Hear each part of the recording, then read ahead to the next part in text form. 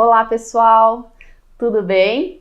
Eu sou a Kelly Horror, estamos de novo aqui na Kinetec fazendo mais uma live, né? Nossa tradicional live de sexta-feira. Hoje a gente está aqui com a fisioterapeuta Ana Karine. Tudo bem, Ana? Tudo bom? A Ana veio contar um pouquinho pra gente como é que ela trabalha. Ela trabalha no Instituto Vita, aqui em Porto Alegre. Ela faz um trabalho muito pontual com corredores, com atletas, e ela veio contar um pouquinho da experiência dela pra gente, tá? Mas antes da gente começar, eu quero que vocês avisem aí como é que tá o áudio, se tá tudo ok, deem um ok, que a Dani tá aqui nos bastidores olhando isso, ela vai falar com vocês, se estão ouvindo. Se vocês tiverem perguntas, vocês podem mandar, que a gente vai responder, a Ana vai responder aqui no ar, tá? Enquanto vocês entram, coloquem aí de que cidade vocês estão falando. Tem gente do Brasil inteiro que nos ouve aqui, então coloquem aí de onde vocês falam, coloquem as perguntas e a gente vai respondendo. Agora eu gostaria de falar para vocês sobre a série online que está acontecendo, que vai acontecer segunda-feira, dia 27, vai ser lançado o primeiro vídeo. É uma série de vídeos em que a gente vai falar sobre a análise quantitativa do movimento. Então vão ser liberados os vídeos ao longo da semana que vem. A gente está divulgando no nosso Instagram. Se vocês ainda não se inscreveram, entrem no nosso Instagram, façam a inscrição porque é uma série muito legal, tá bom? Se tá tudo ok, a gente vai começar. Tudo ok. Tudo ok? Bento Gonçalves, BH, Rio Grande, tudo certo com áudio e imagem. Ótimo, muito bem. Então vamos lá começar com a Ana aqui.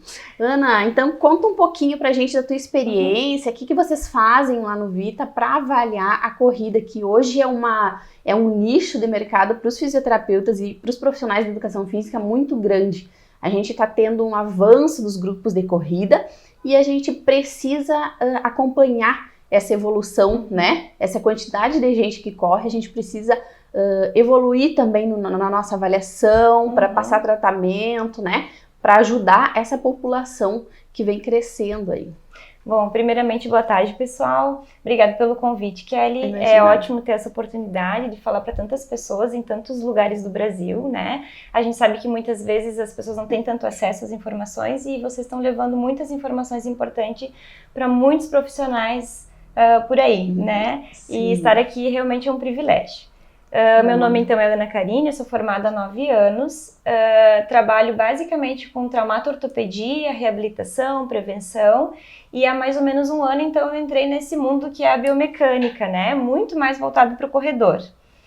Tendo em vista assim, do grande número de participantes desse esporte, a fisioterapia também viu um nicho, uma oportunidade de trabalhar com esse público, porque o número de lesões tem aumentado muito. Sim, é um E problema. como o nosso objetivo como fisioterapeuta ou como educador físico é prevenir lesões, então eu acho que a avaliação biomecânica veio de uma forma muito pontual, muito importante, né?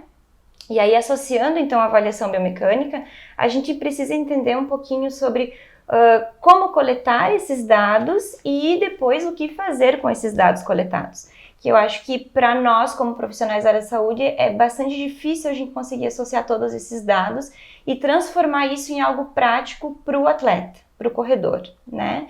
E para nós mesmos como profissionais entender um pouquinho mais como funciona o movimento. O corpo humano tem movimentos muito variados, cada um tem o seu estilo de corrida, a sua forma de se movimentar. Então estudar um pouco mais sobre isso é muito importante. Ana, me conta assim, a avaliação que tu faz é o mesmo padrão de avaliação para todos os corredores? A gente tem um protocolo que consiste em agrupar vários testes, tá? A gente começa com a avaliação fisioterapêutica básica, avaliação estática, depois a avaliação de cadeia posterior. A gente associa isso ao FMS, o Functional Movement Screen, que é uma avaliação mais funcional, que avalia um pouco de mobilidade e estabilidade do corpo.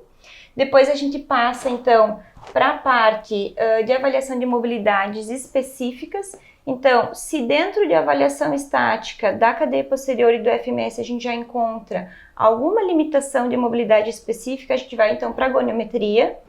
Depois disso, a gente passa para os testes mais dinâmicos, que a gente chama, e para a cinemática. Então, a gente faz a filmagem e a avaliação visual do passo à frente, que é um teste que nos dá informação sobre como a pessoa está executando aquele movimento, se a pelve tem estabilidade, se o tronco tem estabilidade, se ele tem fluidez em executar esse movimento, né? A gente faz o teste do valgo dinâmico, também para ver como essa pessoa desempenha essa tarefa unipodal, faz a avaliação visual dela, então faz a filmagem desse teste. Depois a gente passa então para os protocolos do G-Walk, que a gente utiliza essa tecnologia nas nossas coletas. O G-Walk, então, a gente usa o protocolo Jump, com o Counter Movement Jump, o Squat Jump e o Drop Jump. Cada um desses saltos, como já foi feitos outras lives aqui na Kinetec, avaliam alguns aspectos específicos, né? Depois a gente passa então para o protocolo Run, então a pessoa corre com o G-Walk na esteira e as informações são coletadas através de gráficos, né? A gente faz a filmagem também da corrida e a filmagem dos saltos. Então a gente associa todas essas informações num relatório. Só que aí vem a dificuldade, né? Porque cada teste desses tem as suas limitações. Eu sei que o valgo dinâmico não avalia o joelho em si, mas avalia a execução desse teste. E aí os outros testes vão juntando informações que vão corroborando com aquilo que a gente viu no valgo dinâmico, que vão corroborando com o que a gente viu no FMS. Então a gente associa todas esses testes para gerar um relatório único com um diagnóstico funcional daquele atleta. Ana, pessoal, se vocês têm dúvida ou querem esclarecimentos sobre algum desses testes que a Ana listou, vocês falam que a gente volta e revisa assim, um teste que vocês queiram rever, tá? E como são muitos testes, em 30 minutos às vezes é difícil de aprofundar o assunto, né? Mas, Ana, vocês fazem a avaliação nesses indivíduos, todos esses testes que eles se complementam, Sim, é isso? Eles se complementam. Às vezes, dependendo do tipo de atleta, se é um atleta pouco experiente, a gente faz o protocolo básico. Se é um atleta mais experiente, que corre com mais velocidade ou que tem algumas características específicas, a gente faz como se fosse um preparo desse atleta. Cansa esse atleta antes de fazer a coleta. Então, existem algumas pequenas variações entre um e outro, mas o protocolo básico é esse. Perfeito. E vocês viram uma mudança do posicionamento de vocês quando vocês não faziam todas essas avaliações para agora? Vocês conseguem ter mais clareza? O que vocês perceberam? É que antes, até principalmente com a entrada da tecnologia na avaliação, muitas características, muitas perguntas que a gente tinha antes, elas começam a serem respondidas, né? E outras tantas começam a surgir. Mas, com certeza, o olhar em cima do atleta ou do paciente, enfim, muda muito quando a gente associa mais testes e faz não só uma avaliação qualitativa, mas quantitativa também. Tu consegue ter mais parâmetros depois para fazer um reteste e observar as reais qualidades e treinamento positivo, se foi efetivo ou não. As bases para se basear, né, os dados para basear o antes e o depois são mais palpáveis. Perfeito, a importância que a gente sempre fala, né, aqui no conteúdo, no material da Kinetec, a importância da avaliação, né, de tu devolver isso para o cliente, de tu devolver o que tu tá avaliando ali, ele entender a importância que tem uma avaliação, né? É através da avaliação que a gente consegue identificar muitos fatores que às vezes só olhando o atleta correndo a gente não consegue identificar, né? Por exemplo, a filmagem da corrida às vezes nos mostra características e pequenos detalhes que o olho humano muitas vezes não consegue identificar. Então a gente bota no programa em câmera lenta, faz marcação ângulo por ângulo em cada etapa da corrida e consegue observar detalhes que às vezes passa despercebido pelo olho humano. Perfeito. Tu trouxe aqui pra gente um relatório. Trouxe. Uma avaliação. Então, assim, para contextualizar um pouquinho essa questão dos educativos de corrida, da avaliação, às vezes a gente tem dados que a gente não sabe o que fazer com eles, né? Então, quando a gente junta muitos testes, isso começa a ficar mais claro. Por exemplo, quando a gente pega um relatório do G-Walk, quem nunca teve acesso a esse equipamento fica um pouco confuso, né? Sobre o que eu tenho que olhar primeiro.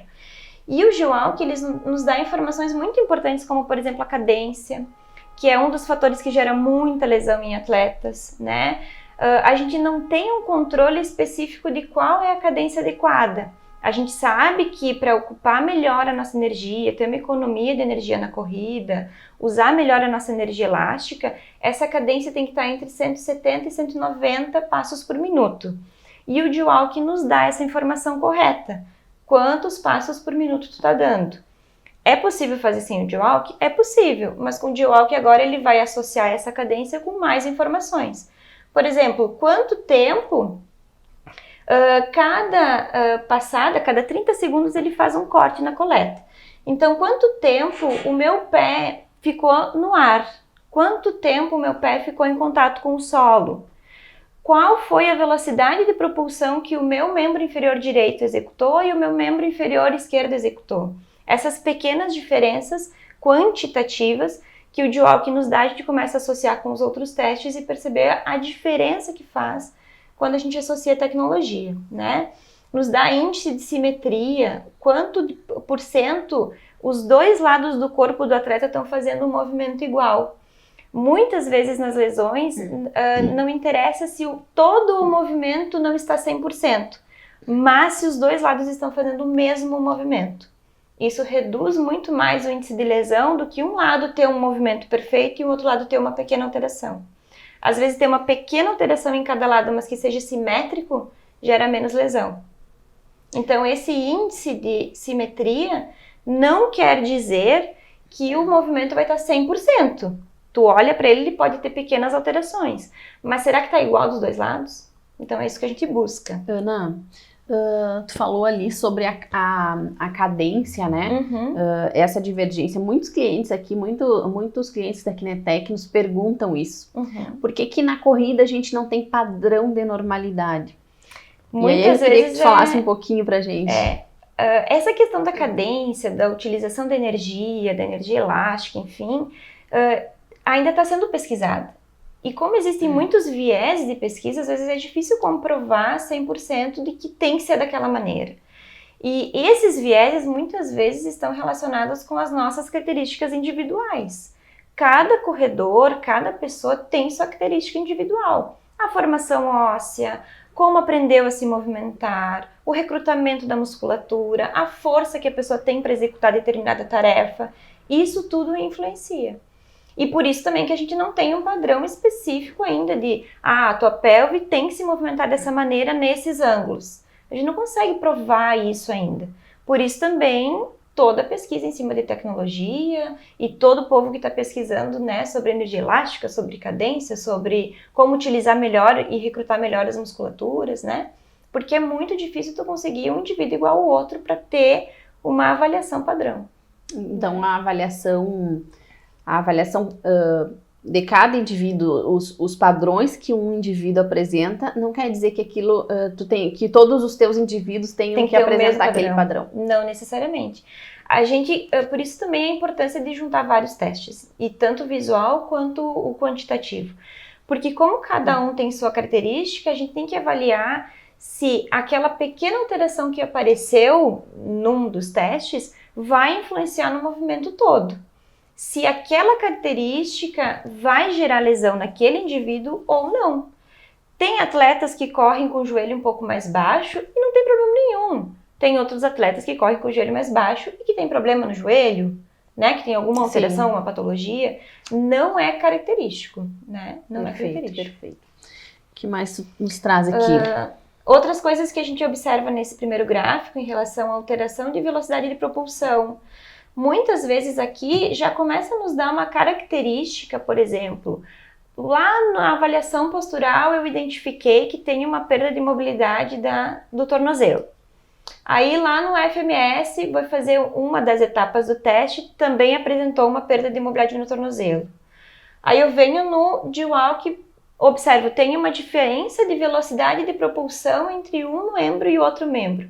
Será que aquela perda de mobilidade não está influenciando nessa velocidade de propulsão? Então eu começo a juntar uma coisa e outra. Aí eu vou para a cinemática da corrida, que é a avaliação filmada da corrida. Aí eu observo lá nos ângulos que ele tem uma perda de dorsiflexão no momento que ele faz o contato inicial lá na corrida. E aí, então, gera um diagnóstico, Sim. uma hipótese, né? Será que essa perda de mobilidade está interferindo na corrida? Será que ele não está usando mais energia para executar uma tarefa que poderia ser mais simples? Então, aí a gente vai para o tratamento. Então, vamos fazer mobilidade articular funcionar melhor. Vamos melhorar um pouquinho essa flexibilidade muscular. Será que a fáscia naquela região não está com uma perda de mobilidade? Será que ela não poderia se movimentar e permitir que o movimento seja mais fluido? Aí tu vai para a intervenção e observa de novo na corrida, ver se fez alguma diferença. Então a corrida não é só o treino da corrida, né, Ana? A gente tem que avaliar nos corredores todo o contexto, o global, né, do indivíduo mesmo, porque ficar só na avaliar só a corrida e treinar a corrida às vezes não é o suficiente, né? Mas eu acho que a Dani tem uma pergunta pra gente. Como é que tá a interação, Dani? O pessoal tá perguntando aqui já, até sobre isso. Todos os educativos de corrida servem para qualquer corredor? Então, não. Assim, ó, todos os corredores podem fazer todos os educativos de corrida. Não é um problema. Isso vai ajudar a desenvolver melhor a sua técnica de corrida. Porém, de acordo com a avaliação que você for fazer, né, enfim, no atleta, vão existir alguns exercícios mais específicos para cada limitação. Por exemplo, esse exemplo que eu dei agora em relação ao tornozelo. Se esse atleta tem uma limitação de mobilidade do tornozelo, tu percebeu que também tem um pouco de fraqueza muscular, tu vai colocar um educativo de corrida que trabalha um pouco mais de explosão e que exige um pouco mais de controle dessa musculatura, provavelmente sem um trabalho prévio, melhorando a articulação de forma isolada, esse educativo de corrida também não vai ser tão eficiente. Pode ser que gere uma lesão em função dessa limitação. Já no exercício, né? Já no exercício que seria o educativo, que estaria ali para desenvolver melhor a técnica da corrida, tu pode acabar gerando uma lesão em função disso. A importância de juntar o quebra-cabeça da avaliação, né? Por isso que a avaliação é tão importante, né? Importante. A gente precisa olhar olhar o indivíduo como um todo e olhar cada aspecto que ele está trazendo, né? Uhum. E aí, dentro do educativo, entrando um pouco mais nesse assunto, eu acho que o importante é ver o corpo desse atleta tem condições de executar essa tarefa nesse momento. Muitas vezes ele não vai ter condições, então tu tem que fazer um trabalho mais primário, vamos dizer assim, uma mobilização, um reforço muscular mais isolado para depois colocar esse movimento num conjunto todo, né? E uma coisa também, conversando contigo, a tua parte é mais a neuro, né? Sim. É saber assim, esse paciente, esse atleta tem condições neurais de executar essa tarefa? Às vezes não tem. Às vezes o entendimento do movimento, a maneira como ele aprendeu a executar essa tarefa e transfere isso para o corpo também não é adequada.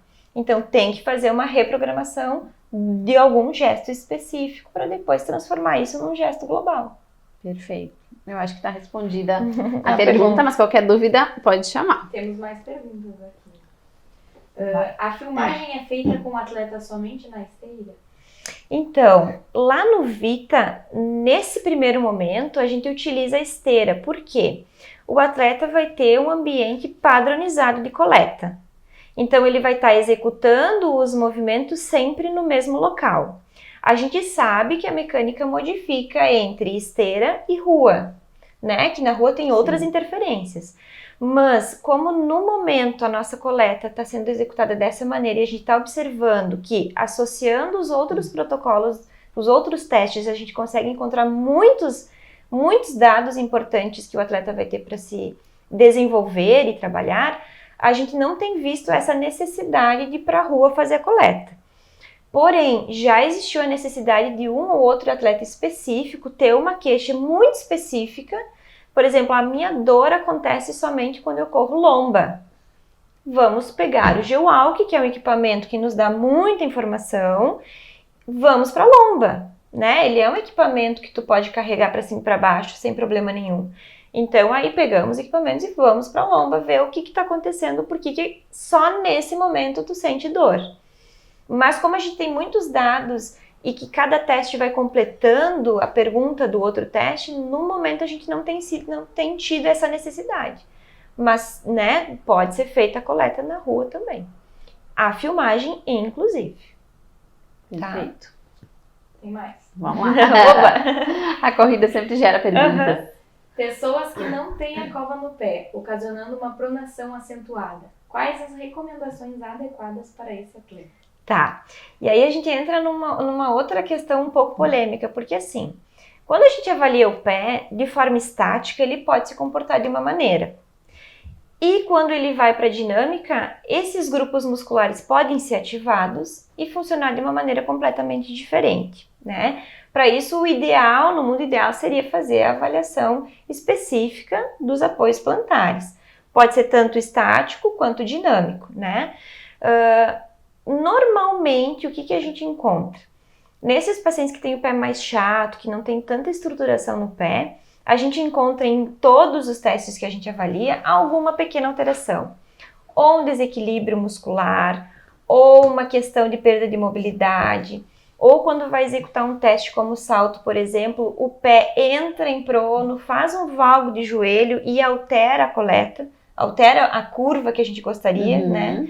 Então, para esses atletas, a gente recomenda muito, primeiramente, reforçar a musculatura envolvida do pé. Todos os intrínsecos do pé, musculatura da panturrilha, tibial anterior, tibial posterior, gastrocnêmio, sóleo, que são as musculaturas que estabilizam o pé. Junto com isso, junto com os exercícios de organização do pé específicos, a gente faz exercícios um pouco mais globais. Por exemplo, um agachamento com organização do apoio plantar, né? Daí trabalha um pouco mais global. E aí, depois que tu trabalha a tua estrutura específica, tu vai pensar no teu tênis. Então, que tipo de tênis o teu pé vai precisar utilizar? Tu vai precisar utilizar para que ele também dê um suporte junto com a tua musculatura, para que aquele pé pronado, pé chato, enfim, não vá acarretar uma sobrecarga em outras articulações como joelho e quadril. Então, no nosso ponto de vista, inicialmente, é melhorar a tua estrutura, né, as estruturas primárias que estabilizam aquela articulação, para depois pensar então no equipamento que vai facilitar ainda mais o não surgimento de lesão. Então é o trabalho primário, né, Ana? O trabalho primário, o corpo primeiro e depois o equipamento. Perfeito. É isso, Dani, por agora? Isso, o pessoal do Instagram da Vita aqui comentou, venha conhecer a avaliação na prática. É isso aí, é bem legal, bem legal. Bom, outras coletas, né, do Dual que aparecem muito são as alterações, então, dos movimentos da pelve. Ele te dá todas as etapas direitinho. Ele faz um corte a cada 30 segundos da coleta, então a cada 30 segundos eles nos mostram como é que está o movimento da tua pelve. E é muito comum aparecer coletas nesse sentido, em que cada 30 segundos de coleta o corpo faz um movimento diferente. E aí as pessoas pensam assim, nossa, esse atleta não deveria correr. Só que aí a gente interpreta esse gráfico como assim, essa pessoa não tem experiência de corrida, né? Aí a gente vai lá para a anamnese, que faz parte da nossa avaliação. Quanto tempo essa pessoa está correndo? O que ela fazia antes da corrida? O que ela faz como um preparo de corrida? E como ela executa a corrida em si? E aí, então, a gente vai juntando a anamnese com a coleta quantitativa, né?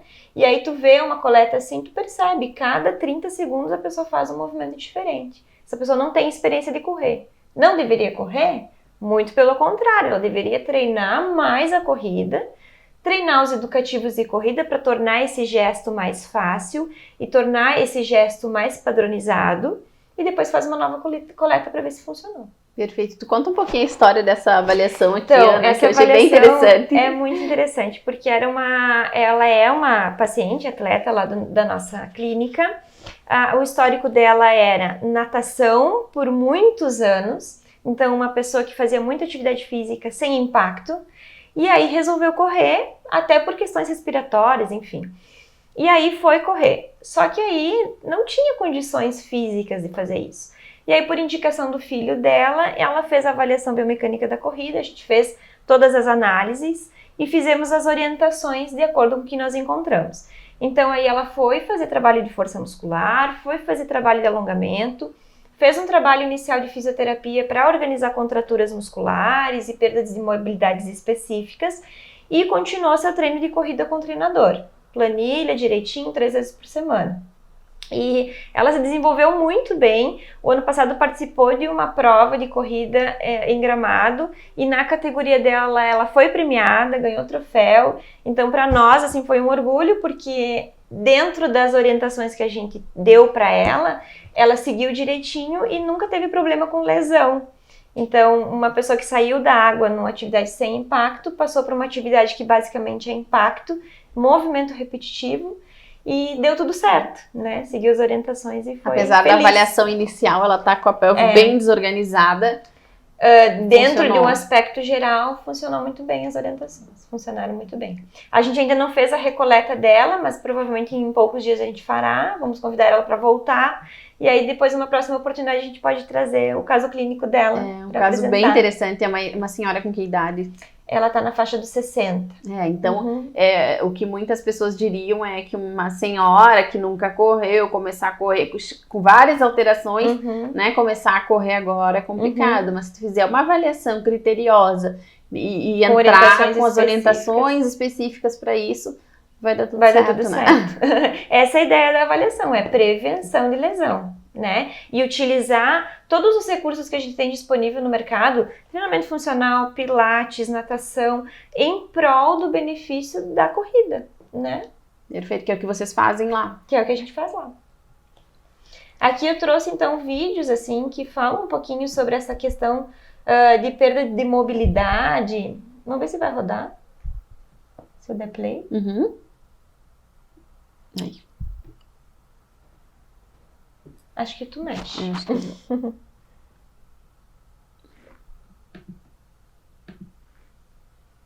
Enquanto a Kelly tenta acertar pode ir lá. vídeo ali, eu vou ler uma pergunta aqui.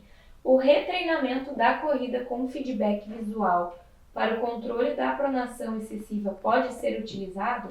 Pode. Já considerando fortalecimento e controle muscular específico das estruturas envolvidas. Sim, é uma ótima opção, porque se tu já trabalhou de forma específica a estrutura muscular que está envolvida no movimento, se tu já organizou a mobilidade, tu tá usando um tênis adequado, quando tu faz um retreinamento com biofeedback, tu tá olhando o que tu tá fazendo e tu consegue dar a informação que o teu cérebro precisa visualmente para transformar isso num gesto, né? Então eu acho que é super válido.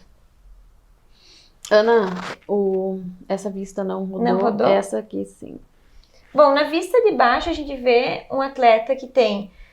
A sensação que dá é que não tem experiência motora, né? Não tem um jogo de braço adequado, não tem um jogo de pelve, tem um pouco de drop, tem uma passada curta. Nessa visão não é a mais indicada para ver a largura do passo. Mas como eu conheço esse vídeo, eu posso dizer, né? Então tem várias informações nesse vídeo que nos trazem, já corroborando com a coleta do G-Walk, né? Então, a avaliação da filmagem, corroborando com a avaliação do G-Walk, a gente já tem muita informação para saber o que ela tem que trabalhar na corrida para não gerar lesão. Um outro protocolo muito legal que a gente utiliza e que o Guilherme fala muito sobre isso é o JUMP, o protocolo JUMP. No JUMP, a gente consegue identificar quando cada grupo muscular está executando a sua tarefa. A gente não pode dizer se tem um déficit de recrutamento ou se é fraqueza muscular, mas a gente pode dizer, essa musculatura está entrando quando tem que entrar ou não está entrando. E aí, junto com isso, a gente já consegue ver um pouco dessa potência que a pessoa tem em executar uma tarefa, como o salto, que a corrida são pequenos saltos. Então, se ele consegue executar um salto de forma adequada, provavelmente a corrida vai ser adequada também. Então, a gente vê a altura que esse atleta está executando esse salto e se os grupos musculares estão entrando quando deveriam. Quando a gente faz uma análise, por exemplo, do G-Walk, que a gente vê ali propulsão, né? A gente já consegue ver um pouco de força também. Quando a gente faz a análise da corrida visual, quando a gente faz o valgo dinâmico, tudo isso vão gerando hipóteses sobre força muscular. Como a gente não trabalha ainda com a eletroneuromiografia, a gente não pode dizer especificamente que é fraqueza muscular. Então a gente gera aquela hipótese. Será que é fraqueza ou será que é um déficit de recrutamento? Mas aí um teste vai nos dizendo um pouco mais e a gente vai gerando uma hipótese mais específica. tá? Então, o protocolo de salto vocês usam para avaliar mesmo para corredores. Muitas Sim. pessoas me perguntam aqui, eu vou falar isso para vocês, porque muita gente me pergunta por que eu vou usar um protocolo de salto se meu cliente aqui não é saltador, não faz um esporte de salto, ele só corre, eu não preciso avaliar salto. Então, a Ana vem nos responder que a importância de avaliar esses protocolos de salto, né? Que a corrida são os saltos consecutivos, né? É um gesto em que tu utiliza o salto, né? Os grupos musculares são os mesmos, o controle motor muitas vezes é o mesmo, a explosão que tu utiliza para um e para outro, né? Os grupos musculares, enfim. Então, a tarefa do salto veio nos responder, às vezes, algumas coisas que a gente não consegue visualizar na corrida, mas que no diagnóstico de dor e lesão ela está envolvida. Sim, né? Perfeito, Ana. E outra coisa que é legal de juntar o protocolo do salto é a questão da energia elástica. Quando a gente utiliza o Counter Movement Jump e o Squat Jump, o Counter Movement Jump tem uma característica de utilizar mais a associação entre força muscular e energia elástica. Sim. Quanto o teu corpo consegue recrutar o músculo, recrutar essa energia elástica e soltar na explosão. O squat jump elimina a força elástica, porque a forma de execução dele é tu baixa, trava o movimento e dali tu tem que usar a tua força muscular para executar o salto. Então ali é como tu puxar o bodoque, soltar e depois querer que ele faça uma energia elástica. No squat jump isso não vai ter. Então quando tu usa um e o outro junto, o próprio protocolo já te dá as informações de quanto por cento aquele atleta consegue utilizar de energia elástica. E aí será que ele não pode usar melhor essa energia elástica, né? Na corrida, a energia elástica ela ajuda a economizar energia. Tem muitos atletas que se machucam porque estão usando força muscular bruta. E essa falta de energia elástica muitas vezes gera lesão. Sim. Então aí treinar essa questão de treinar salto, pular corda, treinar cadência faz com que tu utilize melhor essa energia elástica. Perfeito. Aqui tem os outros vídeos de como é o protocolo em relação a salto, a passo à frente. Mas como a gente já está mais ou menos no tempo, eu vou passar. E eu quero deixar assim uma mensagem que eu acho que é importante. Os educativos de corrida, quando a gente vai procurar lá na internet, existem alguns protocolos. Existe o skipping alto, um skip baixo, existe o soldadinho, o dribbling. Esses são educativos de corrida que a gente já está acostumado. Para quem corre, para quem está no meio, é básico. Mas é aquele questionamento. Será que o teu corpo está preparado para executar aquela tarefa? E aí eu fico naquele pensamento assim, ó, será que não é interessante, então, antes de um educativo de corrida, tu não trabalhar exercícios de mobilidade global e segmentar, exercícios de estabilização, tanto de tronco quanto de pelve, estabilizar o tornozelo, né? O reforço muscular, como é importante ter força para executar uma tarefa de forma adequada. Os exercícios de equilíbrio e propriocepção, que a gente sabe que corredor tem que ter equilíbrio, principalmente os que correm na rua, os que fazem trilhas, né? Sim.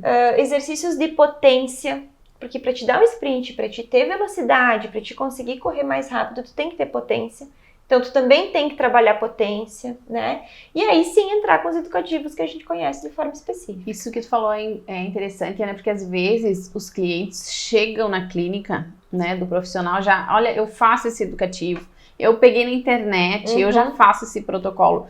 E aí eu acho que o profissional, é importante que o profissional esteja seguro disso, de dizer pro cliente que mesmo assim tu precisa fazer uma avaliação, porque de repente esse protocolo que tu tá usando não é adequado, tu não tá pronto para fazer isso, vai acontecer uma lesão, né? Não vai te ajudar o suficiente, não vai ser tão efetivo, porque tu precisa fazer uma atividade, né, um passo atrás. Isso. Ter uma ação um passo atrás com o teu cliente. Então, é importante que o profissional esteja seguro disso, né? De que tem que fazer tem que olhar isso, mesmo que o teu cliente chegue sendo um corredor, que faça os educativos, é importante que tu faça a avaliação, porque talvez seja necessário dar um passo atrás com ele, né? Exatamente. É que nem eu estava conversando contigo antes. A gente já recebeu atletas, por exemplo, que têm alteração no quadril. Aí tu vai fazer uma avaliação no GEUAL que tem uma alteração de inclinação pélvica ou de obliquidade pélvica. Já tem uma queixa, por exemplo, na musculatura flexora do quadril. Tu vai fazer um teste de mobilidade, tem uma perda de mobilidade significativa ali. Se tu for botar, por exemplo, um skipping alto, muito provavelmente, sem fazer o preparo prévio dessa estrutura, ela vai sofrer uma sobrecarga, né? Daqui a pouco a estrutura muscular flexora do quadril já está sobrecarregada porque tem uma limitação de movimento, ela já tem que trabalhar mais para fazer com que aquela pelve se movimente de forma adequada, e aí tu vai colocar um educativo de corrida que vai forçar ainda mais uma musculatura que está no seu limite. Provavelmente a lesão vai vir. Sim, é isso, né? É importante Uma olhar estrutura isso, que não né? está preparada, tu vai colocar um educativo e não vai funcionar. Perfeito, Ana. Tá bom? Vamos Os lá. próximos vídeos que eu tenho aqui, eu acho que na maioria das situações em que a gente avalia, alterar a cadência é algo que previne muita lesão. Porque, como eu falei no início, entre 170, 180, 90, 190 passos por minuto é onde a gente consegue otimizar a nossa energia e usar a energia elástica de forma mais adequada. E uma das formas da gente controlar a cadência é usando um metrônomo. Aqui eu fiz um videozinho mais para mostrar. O metrônomo, ele é utilizado basicamente na música, né? Mas ele também pode ser utilizado na corrida. Tu coloca lá 2x2, ele vai te dar exatamente os passos que tu tem que fazer por minuto, né? E daí tu vai controlar a tua cadência. Se tu descobriu que a cadência está muito baixa, vamos supor 150, 156 passos por minuto, tu coloca no metrônomo, 160 batimentos. Ele vai bater, tum, tum, tum, tum, tum, tum. Toda vez que bater, tu tem que dar o passo. E aí daqui a pouco tu vai conseguir reorganizar a tua cadência, tornar ela 160. Daqui a pouco tu aumenta um pouquinho, 170. Isso ajuda a prevenir muita lesão. Controle da cadência. A gente já fez lives aqui sobre cadência, se vocês quiserem buscar no nosso YouTube tem. É muito falado a cadência, né? A importância da cadência na corrida. Isso aí. Ela ajuda a prevenir muita lesão. E é fácil, né? E ainda o ideal seria fazer esse treino na esteira, porque tu vai ter velocidade constante. E a cadência, ela não deveria alterar muito, uma variação muito grande, indiferente da velocidade. Então, tu pode manter uma velocidade constante e fazer 170 de cadência ou 160, né? Então, mantém uma velocidade constante e vai treinando essa cadência para ela ficar dentro de um padrão menos prejudicial. Ótimo. Né? Os outros vídeos que eu trouxe aqui também são para a reorganização do centro de gravidade, se o tronco está muito à frente, se o tronco está muito atrás, se tu consegue executar flexão de quadril, né? Tudo direitinho. Exercícios bem simples assim, né? De controle. Às vezes o corredor corre mais sentado, né? A sensação que está correndo sentado. Então tu tem que flexionar um pouco teu corpo à frente, porque isso faz com que o teu quadril excursione mais para trás, porque a corrida nada mais é do que tu correr para trás. A tua perna tem que desenvolver todo o movimento indo para trás. Às vezes é um pequeno ajuste de tronco que faz com que teu quadril libere o movimento e tu consiga fazer essa propulsão mais para trás. Isso economiza energia também, isso faz com que o teu pé caia mais no centro de gravidade, mais na linha do teu quadril, diminua o impacto que está gerando naquela articulação, diminui o pico de pressão que volta para o teu corpo, né? Isso tudo também previne lesão. Às vezes uma pequena modificação de tronco já vai fazer diferença nessa pequeno ajuste, né? A questão do olhar, né? Isso aí. Skipping alto, então, para os pacientes que precisam elevar mais os joelhos, que precisam ter mais potência nas musculaturas flexoras de quadril, panturrilha.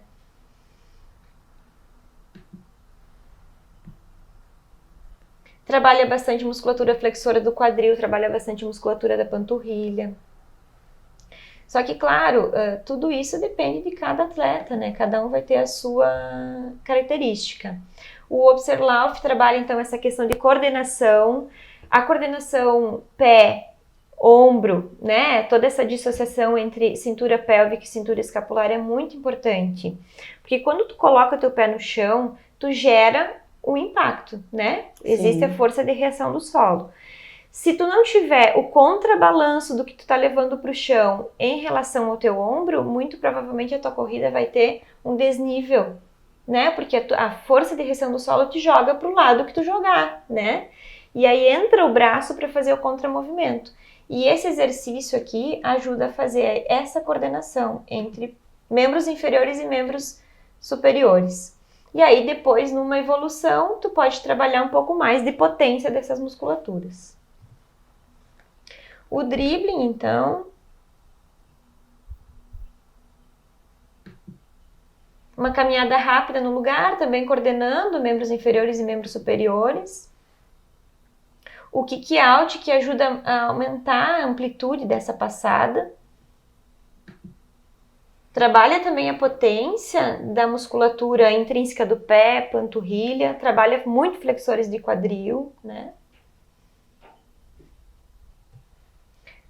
O afundo pliométrico para trabalhar um pouco mais de força e potência também dos membros inferiores, panturrilha, extensores de quadril, nesse caso muito mais. E é isso. No nosso Instagram, @VitaCorrida, Vita com 2 T's, a gente está publicando uma sequência de pré-educativos de corrida, que a gente chama, que são esses exercícios de mobilidade mais específicas, algumas ideias de exercícios de estabilização de tronco, fortalecimento do quadril, e tem também agora os educativos de corrida propriamente dito, explicando para que eles servem e os vídeos de como executar. Então, se ficou com alguma dúvida, eu sei que foi rapidinho, mas pode entrar lá no @VitaCorrida e pegar todo o material. Eles têm bastante material, né, para vocês aproveitarem lá, já que o Vita está disponibilizando alguns materiais. Dani, algumas perguntas? O pessoal está perguntando sobre a live, tá? Ela vai ficar 24 horas disponível aqui no Instagram e a partir de segunda-feira vai estar no nosso canal no YouTube. Ótimo. Tá ótimo. Ótimo. Se não tem mais perguntas, a gente estourou um pouquinho o nosso tempo, mas é que a conversa estava muito boa. Corrida sempre tem muito assunto, sempre tem muitas dúvidas para fazer, o que é muito bom, porque assim a gente consegue esclarecer já várias questões, né, que os nossos clientes, o pessoal que nos assiste tem. Mas se tiverem dúvidas depois, vocês podem ir postando lá no nosso Instagram, que a gente manda para a Ana, ela responde, tá? Por hoje a nossa live fica aqui. Eu vou reforçar para vocês que semana que vem a gente entra com a série, né, de análise quantitativa, quantitativa da biomecânica, né? E vocês podem se inscrever no nosso Instagram, só entrar lá, a gente está publicando várias vezes no dia, vocês entram lá nas publicações, vocês vão conseguir se inscrever. Qualquer dúvida pode publicar aí que a gente responde também. Tá bom? Eu quero agradecer muito a Ana, obrigada pela disponibilidade, pelos esclarecimentos, é sempre muito bom conversar sobre biomecânica. É muito legal, eu que agradeço a oportunidade e estou disponível para uma próxima. Só me chamar. Ótimo, queremos sim, né? Obrigada, pessoal, tchau, tchau. Tchau.